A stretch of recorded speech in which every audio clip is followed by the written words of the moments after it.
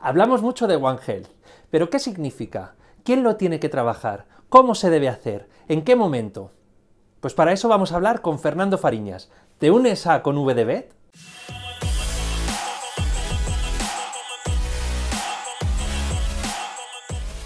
Hola Fernando, ¿qué tal? Hola, Alberto. Bienvenido a Con V de Bet. Bien hallado. Y con quién mejor que vamos a hablar de One Health que con un experto como tú, ¿verdad? Para empezar, ¿qué es esto del One Health? Se habla mucho, pero ¿cuál es una definición que podamos explicar? Bueno, yo creo que la definición de One Health es muy sencilla. Existen tres patas, o lo que yo llamo la Trinidad, ¿no? En salud. Y es que la salud humana, la salud ambiental y la salud animal están íntimamente interrelacionadas.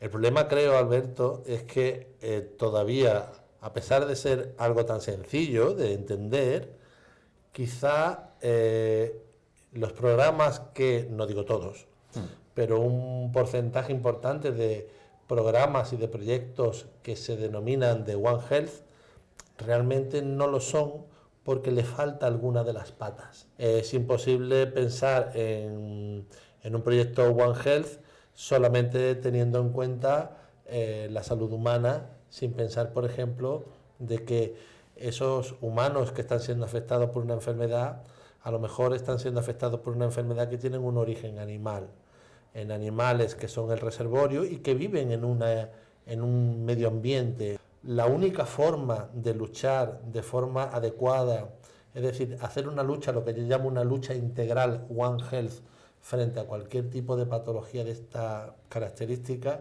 es realmente haciendo hincapié en las tres patas. Entiendo que una de las principales acciones del One Health tiene que ser la prevención, pero por eso que estás comentando, ¿no? Porque si prevenimos las enfermedades, por ejemplo, en animales, sabe por la OIE que más del 60% de las enfermedades que tenemos las personas vienen de animales. Por tanto, el veterinario tiene una función importante, pero luego no solo es el veterinario, al final es todos los que son los expertos en cómo se transmiten estas enfermedades, en cómo asegurar la seguridad alimentaria.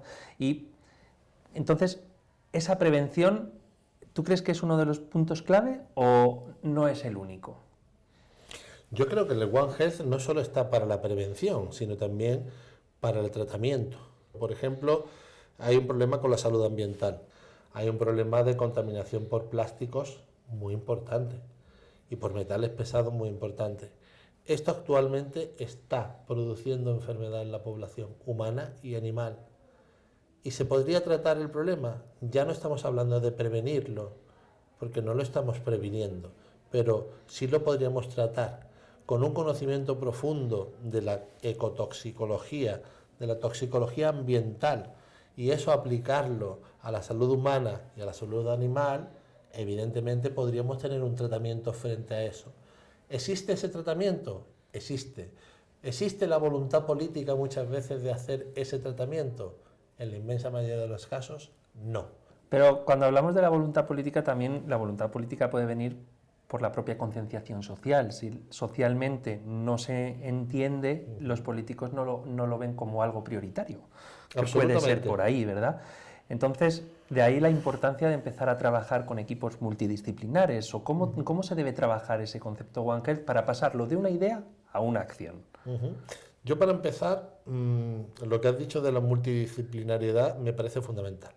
Es decir, también estoy un poco cansado de escuchar de que el One Health es exclusivamente que los médicos y los veterinarios se unan en un objetivo común para luchar frente a determinadas enfermedades. Eso no es así. Es decir, existen, por ejemplo, proyectos y programas One Health donde se incorporan, fíjate tú, matemáticos. ¿Por qué? Porque un matemático te puede hacer un programa, por ejemplo, de diseminación de una enfermedad, como se está haciendo, por ejemplo, ahora mismo en el brote de coronavirus que tenemos en este momento, ¿no? Por ejemplo, un etnólogo.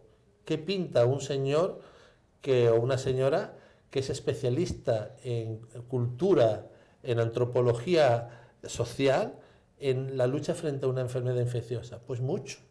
Con lo cual tenemos que tener a gente también preparada a nivel de antropología social, insisto, etnólogos, para que de alguna forma ayuden también a establecer esos protocolos, esos proyectos, ¿no? Y por supuesto, un economista, todo vale dinero, todo tiene un valor económico y evidentemente tenemos también que tener especialistas en este sentido, porque un brote epidémico puede cerrar mercados. No te me olvides de los periodistas, que también algo haremos por la comunicación, ¿no? Sí, que también y tenemos eso que estar en es ese todavía equipo. más importante para mí. Creo que la comunicación o los medios de comunicación tienen que ser medios de información veraz, sin bulos, no información sensacionalista. Y eso es algo que también en este momento lo estamos sufriendo bastante. Se puede generar un pánico enorme en una población que quizá no tenga los conocimientos adecuados para, bueno, pues decidir si aquello que le están diciendo es verdad o no lo es. Y evidentemente viendo esa caja tonta que se llama televisión, pues se puede de alguna forma hacer que una población entera entre en pánico y que se desarrollen conductas que son conductas muchas veces no solo irracionales, sino también antisociales.